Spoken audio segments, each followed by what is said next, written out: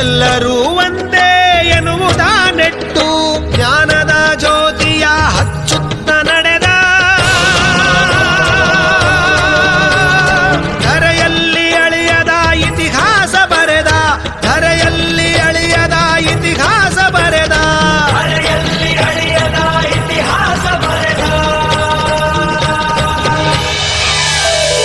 ಕಾಯಕವೇ ಕೈಲಾಸ ಅಂದರೂ ಬಸವ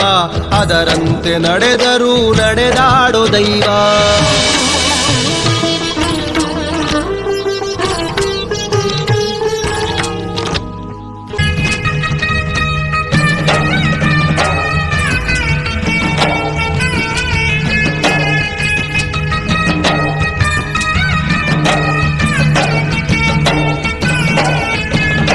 ಕಾನನಕ್ಕೆ ಗಾನವಿಯ ಕರೆ ಕಳಿಸಿದ ಎಲ್ಲರಿಗೂ ಆಕೆಯನ್ನು ಪರಿಚಯಿಸಿದ ಕಾನನಕ್ಕೆ ಗಾನವಿಯ ಕರೆ ಕಳಿಸಿದ